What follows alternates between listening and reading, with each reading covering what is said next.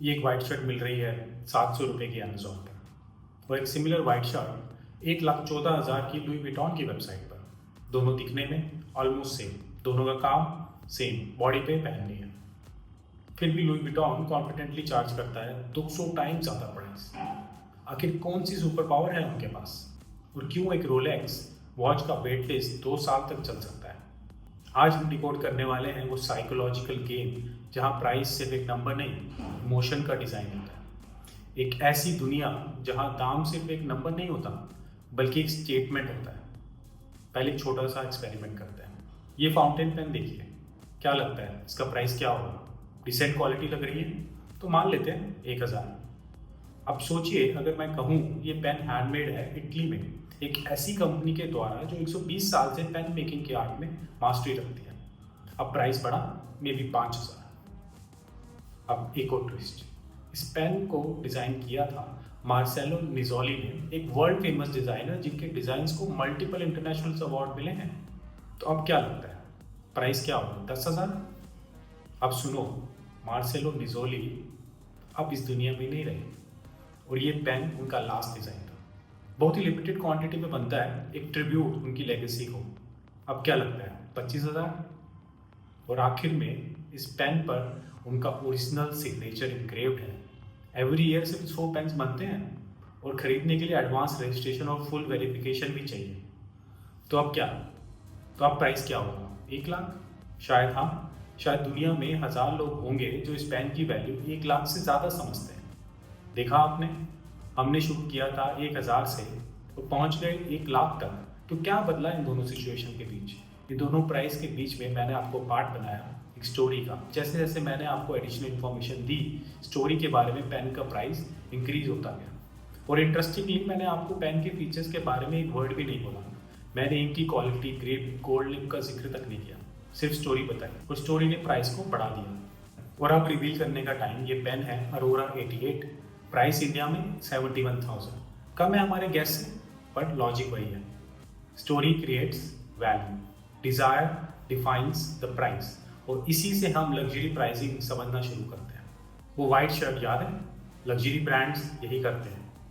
वो एक सिंपल चीज़, एक शर्ट, एक परफ्यूम, एक बैग लेकर उसके आसपास एक स्टोरी वर्ल्ड क्रिएट करते हैं। वो आपको सिर्फ प्रोडक्ट नहीं बेचते, वो आपको बेचते हैं मीनिंग, एक स्टोरी।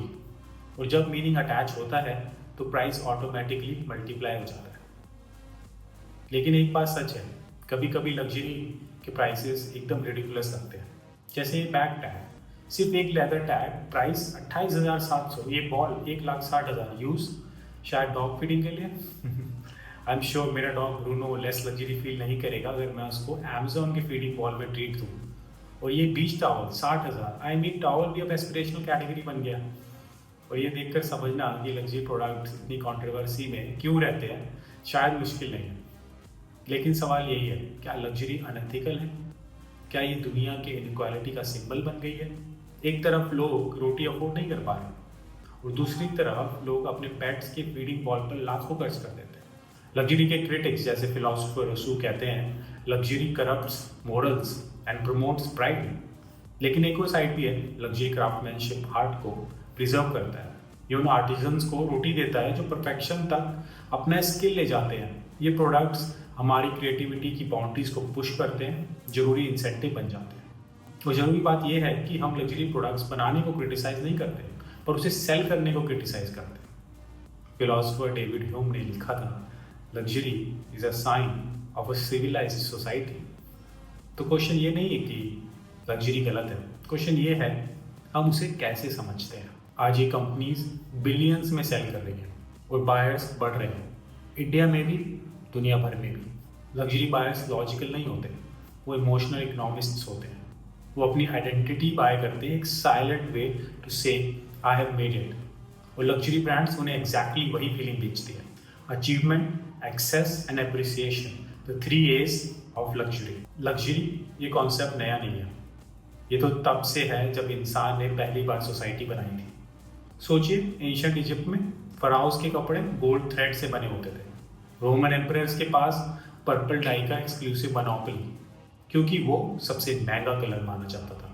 और मुगल इंडिया में ज्वेल्ड थ्रोन, सिल्क गारमेंट्स और जेड कप्स का स्टेटस सिंबल होते थे। लग्जरी हमेशा एक मैसेज देती है, मैं अलग हूँ, मैं पावरफुल हूँ। लग्जरी तब भी एक सोशल सिग्नल था और आज भी वही सिग्नल हम इंस्टाग्राम और रेड कार्पेट पे देख रहे हैं। एंशियंट टाइम से लग्जरी प्रोडक्ट्स राइज करने के लिए यूज हुए हैं। राजा, उनके क्लोज फ्रेंड्स, जमींदार, इलाइट क्लास, प्रीस्ट सब लग्जरी ऑब्जेक्ट से अपनी डिवाइन अथॉरिटी को सिंबलाइज करते थे। In fact luxury objects common man को ओन करने का राइट ही नहीं था। फॉर एग्जाम्पल, मुझे मुगल पीरियड ये फुटवेयर पहने देख लेता कोई तो सजा होना पक्की थी। लग्जरी का कंजम्पशन सिर्फ कंफर्ट के लिए नहीं था, ये एक आइडेंटिटी स्टेटमेंट था। मैं किस लेवल का हूँ ये दुनिया को दिखाने का तरीका था। और इंटरेस्टिंगली लग्जरी ब्रांड्स ने इस साइकोलॉजी को समझा और उसे मल्टी बिलियन डॉलर बिजनेसेस में कन्वर्ट कर दिया। चलिए अब चलते हैं पेरिस में। 1854 एक छोटा सा शॉप, एक क्राफ्ट्समैन लुई विटॉन। उस वक्त ट्रैवल खुद एक लग्जरी थी और विटॉन ने एक सिंपल चीज़ देखी, जो ट्रंक्स लोग ले जाते थे वो स्क्वायर नहीं होते थे। उनका आइडिया रेवोल्यूशनरी था, flat top luggage that could be stacked. मतलब एक ऐसा ट्रंक जिसका ऊपर का हिस्सा सीधा हो, जिसे एक के ऊपर एक स्टैक किया जा सके। प्रैक्टिकल, एलिगेंट और हाई क्वालिटी। लेकिन विटॉन ने सिर्फ प्रोडक्ट नहीं बनाया, उसने स्टेटस सिंबल क्रिएट किया। हर ट्रंक पे उसका मोनोग्राम एलवी एक साइन बन गया of taste, refinement and class. देखते ही देखते एलवी एक ब्रांड नहीं, एक कल्चरल आइकॉन बन गया। और सबसे इम्पॉर्टेंट, उन्होंने कभी डिस्काउंट नहीं किया, क्योंकि विटॉन जानता था अगर ब्रांड को रेयर बनाना है तो उसे कभी चीप मत बनाना। और यहीं से लग्जरी प्राइसिंग की फाउंडेशन शुरू होती है, स्कैरसिटी, क्वालिटी एंड हेरिटेज। अब आते हैं एक फैसिनेटिंग कॉन्सेप्ट पर, वेबलन गुड्स। इकोनॉमिस्ट थॉर्स्टीन वेबलन ने कहा, नॉर्मल चीज़ों के दाम बढ़ने से डिमांड कम हो जाती है, लेकिन लग्जरी प्रोडक्ट्स में दाम बढ़ने से डिमांड बढ़ती है। Sounds crazy, right? पर सोचिए, अगर कल लुई विटॉन अपने बैग्स के प्राइस हाफ कर दे तो क्या लोग ज़्यादा खरीदेंगे? नहीं, वो ब्रांड का चार्म खत्म हो जाएगा। लग्जरी का मैजिक ही यही है कि प्राइस खुद एक फिल्टर होता है। वो ऐसे बायर्स को अट्रैक्ट करता है जो कहना चाहते हैं, मैं प्रोडक्ट नहीं खरीद रहा, मैं एक मीनिंग खरीद रहा हूँ। यानी लग्जरी ब्रांड्स प्राइस के थ्रू अपने ऑडियंस को सिलेक्ट करते हैं और यही क्रिएट करता है the aura of exclusivity. Luxury brands एक और इनविजिबल वेपन यूज करते हैं, टाइम और स्पेस। आप सोच रहे होंगे इसका लग्जरी से क्या लेना देना? एवरीथिंग। लग्जरी दुनिया में टाइम खुद एक करेंसी होती है।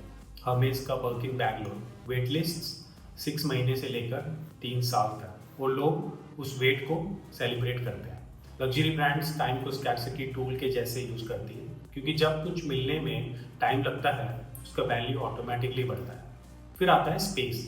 हर लग्जरी स्टोर एक टेम्पल जैसा डिजाइन होता है, high ceilings, marble floors, slow music. क्यों? ताकि आपका परसेप्शन शिफ्ट हो, ताकि आप फील करें ये जगह ऑर्डिनरी नहीं है, मैं ऑर्डिनरी नहीं हूँ। और अब एक फैसिनेटिंग एक्सपेरिमेंट, पेलेस शू स्टोर्स का पैलेसी एक्सपेरिमेंट। पेलेस एक बजट शू ब्रांड ने एक फेक लग्जरी स्टोर लॉन्च किया लॉस एंजलिस में, नाम रखा पैलेसी। वही पेलेस के सस्ते शूज पर एक लेविश स्टोर में display, chandeliers, marble floors, gold logos, और इनवाइट किया गया फैशन इन्फ्लुएंसर्स। उन्होंने सेम 2000 के शूज़ के लिए 30,000 तक पे कर दिया।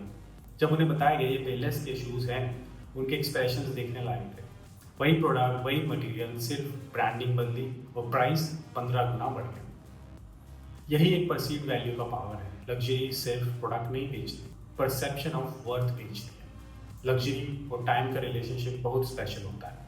नॉर्मल चीज़ों के साथ टाइम गुजरता है तो उनकी वैल्यू घट जाती है, पर लग्जरी के साथ अक्सर बढ़ती है। एक रीज़न, हेरिटेज और लेगेसी। जैसे जैसे समय गुजरता है, लग्जरी आइटम एक सिंपल ऑब्जेक्ट से स्टोरी बन जाता है। उसके साथ मेमोरीज, ओनरशिप्स, नॉस्टैल्जिया जुड़ जाते हैं। एक रोलेक्स वॉच अगर नए में 5 लाख की है तो 20 साल पुरानी limited edition vintage Rolex 50 lakh तक पहुंच सकती है, क्योंकि अब वो सिर्फ एक वॉच नहीं है, एक पीस ऑफ हिस्ट्री बन चुकी है। टाइम लग्जरी प्रोडक्ट्स को पैटीना देता है, एक शाइन जो पॉलिश से नहीं आती, एक्सपीरियंस से आती है। पैटीना एक फिजिकल मेमोरी होती है। लग्जरी ऑब्जेक्ट जैसे लेदर, बैग्स, वॉचेस या फर्नीचर टाइम के साथ एक अलग टेक्सचर डेवलप करते हैं, जिसे हम पैटीना कहते हैं। ये उनकी ओरिजिनलिटी और टाइमलेसनेस का प्रूफ होती है। Patek Philippe, Cartier vintage watches, LV streamer trunks, सबके प्राइसेस डेकेड के साथ ग्रो करते हैं। लग्जरी में टाइम एक फिल्टर की तरह काम करता है, जो फेक है वो फेड हो जाता है। So in luxury time doesn't age the product, वो ऑब्जेक्ट को कमोडिटी से कलेक्टिबल बना देता है। लेकिन कभी कभी यही डिज़ाइन, यही एक्सपीरियंस एक इल्यूजन भी बन जाता है, एक केयरफुली क्राफ्टेड मिराज जो आपको कन्विंस करता है कि एक्सक्लूसिविटी के बिना हैप्पीनेस अधूरी है। कभी सोचा है हम लग्जरी खरीदते हैं या लग्जरी हमें खरीदती है? अब बात करते हैं परसीव्ड वैल्यू की। लग्जरी दुनिया में वैल्यू बनाई जाती है, डिस्कवर नहीं होती। हमें इसका एक बैग 40 घंटे लगते हैं एक आर्टिजन के हाथ से, एक ही पर्सन स्टार्ट से एंड तक। और जब वो बैग मिलता है वो एक स्टोरी के साथ आता है, स्टोरी ही उसकी रियल प्राइस होती है। रोलेक्स भी यही करता है, हर वॉच में hundreds of tiny components hand assembled, लेकिन रोलेक्स कभी लिमिटेड एडिशन नहीं बोलता, वो सिर्फ लिमिटेड अवेलेबिलिटी रखता है। Smart proof, right? लग्जरी में प्रोडक्ट क्वालिटी इंपॉर्टेंट होती है, लेकिन परसीव क्वालिटी वही है जो डिज़ायर ड्राइव करती है। सिमिलरली लग्जरी के लेजेंड्स मैन्युफैक्चर नहीं होते, वो ग्रो होते हैं। हर मिथ एक इमोशनल शॉर्टकट है, वो ऑब्जेक्ट को मेमोरी, इमोशन, प्रेस्टीज से जोड़ता है। तो ये लेजेंड्स और मिथ्स का असली काम क्या है? ये second layer of meaning create करते हैं, जहाँ एक बैग, वॉच या कार साइन बन जाता है of taste, class and belonging. Roland Barthes कहते थे myth is a second order meaning. Luxury के लिए ये सेकेंड ऑर्डर ही प्रीमियम क्रिएट करता है। कुछ लेजेंड्स हीरोइक होते हैं, जैसे Rolex, Mount Everest, ocean depths, racing tracks. Rolex हर जगह एक कॉन्करर की तरह प्रेजेंट रहा है। लग्जरी मिथ्स कभी कभी राइवलरी से भी बन जाते हैं, जैसे लंबोर्गिनी वर्सेस फरारी। फेरुचियो लंबोर्गिनी एक ट्रैक्टर कंपनी के ओनर थे। एक दिन उन्होंने अपनी फरारी के क्लच पे कंप्लेंट की। एंजो फरारी ने कहा, ट्रैक्टर बनाने वालों को कार्स का क्या पता, और लंबोर्गिनी ने कहा, वेट एंड वॉच। उस दिन एक रिवेंज लेजेंड बॉर्न हुआ। आज दोनों ब्रांड्स की राइवलरी हर शोरूम, हर रेस ट्रैक पर जिंदा है। लग्जरी के प्राइस को मिथ फ्यूल करता है और मिथ राइवलरी से बनता है। फिर आता है पटेक फिलिप का मोस्ट आइकॉनिक लेजेंड। 1996 में उन्होंने एक लाइन लिखी थी, you never actually own a Patek Philippe, you merely look after it for the next generation. अब वॉच सिर्फ एक्सेसरी नहीं, हेirloom बन गया, एक टाइम पीस नहीं, एक टाइमलेस प्रॉमिस। और देखिए जगह लुको रिवर्सो का लेजेंड। 1930s इंडिया में पोलो प्लेयर्स के वॉच बार बार टूट जाते थे। सॉल्यूशन, एक रिवर्सिबल टायर, फ्लिप करो, क्रिस्टल प्रोटेक्टेड। एक प्रैक्टिकल प्रॉब्लम, एक पोएटिक डिजाइन, और आज भी वो वॉच 1931 रिवर्सो ट्रिब्यूट एडिशन के नाम से बेस्ट सेलर है। सोशियोलॉजिस्ट बोर्डू कहते हैं, taste is not neutral. Myths बनाते हैं एक कल्चर कोड जो सिर्फ कुछ लोग डिकोड कर पाते हैं। पर यहाँ एक पैराडॉक्स भी है, लग्जरी क्राफ्टमैनशिप का चार्म तभी बनता है जब वो रेयर रहे। जैसे जैसे डिमांड बढ़ती है, रेयरिटी मेंटेन करना मुश्किल हो जाता है, और कई बार ये हेरिटेज एक मार्केटिंग स्टोरी बनकर रह जाता है, जहाँ प्रोडक्ट के पीछे की सोल मास डिजायर के प्रेशर में डाइल्यूट हो जाती है। अब एक simple comparison, standard goods versus luxury goods. Normal brand का logic, better features, better price. Luxury brand का logic, higher price, better feeling. एक एफएमसीजी ब्रांड डिमांड बढ़ाने के लिए डिस्काउंट बढ़ा देता है, लग्जरी ब्रांड डिमांड बढ़ाने के लिए डिस्काउंट हटा देता है। स्टैंडर्ड गुड्स वैल्यू डिलीवर करते हैं, लग्जरी गुड्स स्टेटस डिलीवर करते हैं। यानी एक टूथपेस्ट और एक लग्जरी टाइम पीस दोनों अपना काम करते हैं। एक आपके दांत साफ करता है, दूसरा आपकी आइडेंटिटी डिफाइन करता है। पर कभी कभी ये ईगो ही लग्जरी का फ्यूल बन जाता है। ब्रांड्स हमें कन्विंस कर देते हैं कि एक्सपेंसिव ऑटोमेटिकली मीन्स एक्सेप्शनल, और हम प्राइस के जादू में मीनिंग भूल जाते हैं। लग्जरी डिज़ाइन का सबसे बड़ा सीक्रेट है टाइमलेसनेस। ट्रेंड्स आते हैं, पर लग्जरी कभी आउट ऑफ फैशन नहीं होती।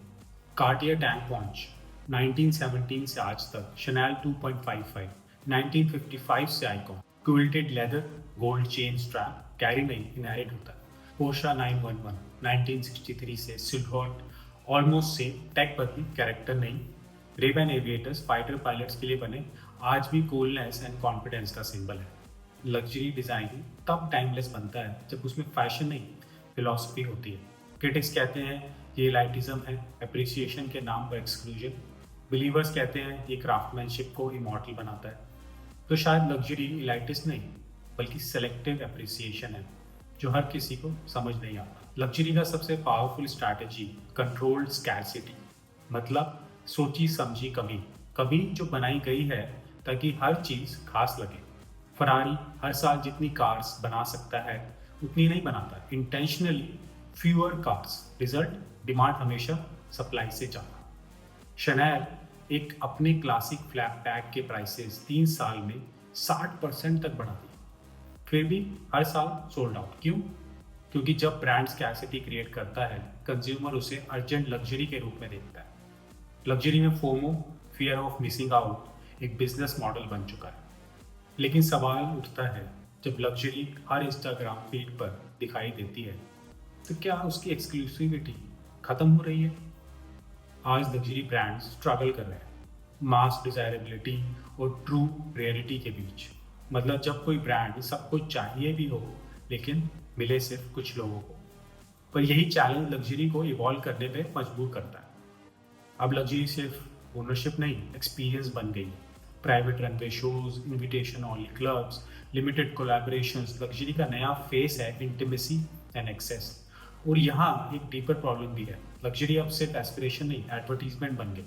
सस्टेनेबिलिटी के नाम पे कई ब्रांड्स अपनी स्टोरी ग्रीन वॉश करते हैं। एथिकल लग्जरी का टैग लगाकर कंज्यूमर गिल्ट को ग्लैमर बना देते हैं। लग्जरी के वर्ल्ड में मोरालिटी भी ब्रांडिंग बन गई है। एक और डायमेंशन है लग्जरी का जो सबसे स्पिरिचुअल है, ब्यूटी। इंसान कभी भी ब्यूटी से इंडिफरेंट नहीं रहा, चाहे ताजमहल हो, एक पेंटिंग या एक फाइनली मेड वॉच। ब्यूटी हमारे अंदर तक इमोशनल रिस्पॉन्स जगाती है। लग्जरी रिमाइंड कराती है कि दुनिया सिर्फ एक यूटिलिटी के लिए नहीं बनी, बल्कि वंडर के लिए भी, महसूस करने के लिए भी। ये सवाल हमेशा इंटरेस्टिंग रहता है, आखिर हम लग्जरी चीज़ें क्यों खरीदते हैं? क्या सिर्फ स्टेटस दिखाने के लिए, या अपने अंदर की उस छुपी हुई ज़रूरत के लिए, कुछ एक्स्ट्रा ऑर्डिनरी महसूस करने के लिए, एक परमानेंस का एहसास पाने के लिए इस टेम्पररी दुनिया में?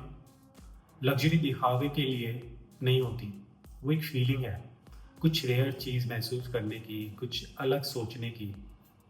और जब तक इंसान के अंदर रेयर चीज़ों की चाहत जिंदा है, लग्जरी कभी फेड नहीं होगी। एक तरफ ये हमारी सबसे बड़ी कॉन्ट्रडिक्शन है और दूसरी तरफ सबसे इंसानी चाहत। हम लग्जरी दिखावा करने के लिए नहीं खरीदते, हम उसे खरीदते हैं कुछ महसूस करने के लिए, कुछ ऐसा जो हमें अंदर से कहता है ये आम नहीं है, ये खास है।